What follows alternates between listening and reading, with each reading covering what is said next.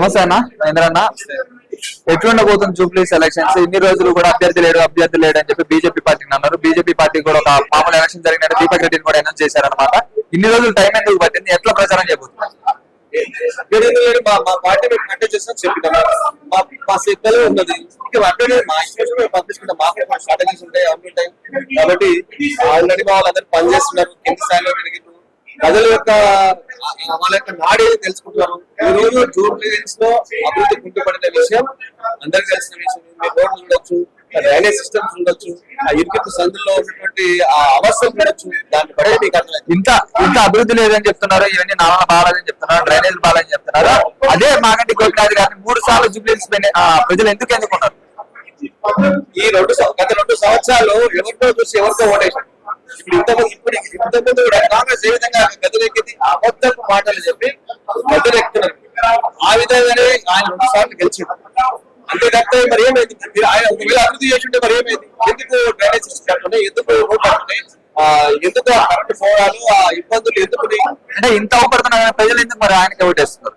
ఆ ప్రజలకు మేము అదే చెప్తున్నాం. ఎవరితో నుంచి ఆ మోసపూరిత మాటలకు మోసపోవద్దు. ఇప్పుడు సమయం వచ్చింది. బీఆర్ఎస్ కి ఓటేస్తే వేస్ట్. అయినా బీఆర్ఎస్ చేసేది లేదు. ఇలా కాంగ్రెస్ ఒక సీట్ గెలవడం వల్ల ఈ ప్రభుత్వానికి నష్టం వచ్చేది లేదు. కాబట్టి మీరు తప్పకుండా భారతీయ జనతా పార్టీకి ఓటేస్తే మీ జూబ్లీహిల్స్ అభివృద్ధి ఏ విధంగా జరుగుతుంది, మీరు ఎంపీ గారు ఆ విధంగా ఎమ్మెల్యే బీజేపీ అయితే ఎట్లా అభివృద్ధి జరుగుతుందో చేసి చూపిస్తాము. అదే విధంగా ఈ జూబ్లీహిల్స్ లో సానుభూతి పేరు మీద మీరు కనుక పోతే మళ్ళీ మీరు ఆ చక్ర వ్యూహంలో చిక్కుకుంటారు. అదే ఇరుకైన రోడ్లు, అదే డ్రైనేజీలు, అదే ఏదైతుందో ఇబ్బందులు అదే ఎదుర్కోవాల్సింది అని చెప్పి స్పష్టంగా చెప్పడం జరుగుతుంది. అంటే ఇప్పుడు కాంగ్రెస్ కూడా నవీన్ యాదవ్ గారిని టికెట్ ఇచ్చారు. కాంగ్రెస్ లో ఇచ్చారు కదా, కాంగ్రెస్ పేరు మాత్రమే కాంగ్రెస్, ఆయన ఎంఐఎం క్యాండిడేట్. ఓకే, ఎట్లా చెప్తారు ఎంఐఎం క్యాండిడేట్? మరి నాకు టికెట్ వస్తే నేను పోతాను, నా పార్టీ వెళ్ళిపోతాను. ఆయన టికెట్ పెట్టు ఎంఐఎం ఆఫీస్ పెట్టు. కాబట్టి మీరు అర్థం చేసుకోవాలా, MIM candidate Congress. Okay, Congress మాకు మంచి పనులు చేస్తుంది. 150 కోట్ల దాకా కూడా ప్రకటించింది. పనులు చేస్తున్నాం. 57 కోట్లతో టెండర్లు కూడా చేస్తాను. అభివృద్ధి పనులు కూడా. ఎలక్షన్స్ వచ్చినాక వీళ్ళన్నా ఒక చిన్న రోడ్డుకి నేను నా జుడిక్షన్ వచ్చేసి కూకట్పల్లి అసెంబ్లీ ముసాపేట డివిజన్ నేను పోయి ఒక వినతి పత్రం ఇచ్చి రోడ్డు బాగాలేదు, మా డివిజన్ కూడా ఈ రోడ్డు నుంచి పోవాలి, ఇబ్బంది పడుతుందని చెప్తే ఇప్పుడు రోడ్డు ఎత్తారు. ఎలక్షన్స్ ముంగట్రా అంటే ఎలక్షన్స్ వస్తేనే పబ్లిక్ గుర్తుకొస్తారా, ఎలక్షన్స్ వస్తేనే ప్రజల గుర్తుకొస్తారా, ఎలక్షన్స్ వస్తేనే మీకు ప్రజల యొక్క ఇబ్బందులు గుర్తుకొస్తారా? అంటే ఇన్ని రోజులు కూడా బీసీలకు మంచి చేస్తున్నాం అని చెప్పి కూడా ఒక బీసీ అభ్యర్థి కూడా ఇచ్చినట్టు కూడా తెలుస్తుంది. బీసీలో వల్ల ఏమైనా గెలిచే అవకాశం ఉందని మీరు నిజంగా బీసీల మీద ప్రేమ, కపట ప్రేమ కాంగ్రెస్ పార్టీకి ఉద్యోగం.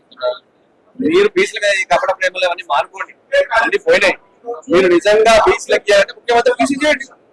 బీసీ లేదా స్వాతంత్రం వచ్చేటువంటి 77 సంవత్సరాల్లో ఒక బీసీ దొరకలేదా?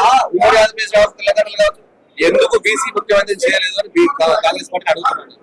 ఓకే, బీఆర్ఎస్ పార్టీకి ఏమైనా సానుభూతి వర్కౌట్ అయ్యే అవకాశం ఉందా? బీఆర్ఎస్ అన్న లేదండి. బీఆర్ఎస్ పార్టీ అడుగుతుంది. ఆయన ఎంత కూర్చుకున్నా, ఆయన ఎంత గుండెలు బాధకుండా ఏం చేసినా కూడా బీఆర్ఎస్ లో లేదు. 10 సంవత్సరాల తర్వాత బండి స్క్రాప్ పోవాల్సిందే. బీఆర్ఎస్ పార్టీ అవుతూ స్క్రాప్ అవుతుంది, అయిపోయింది.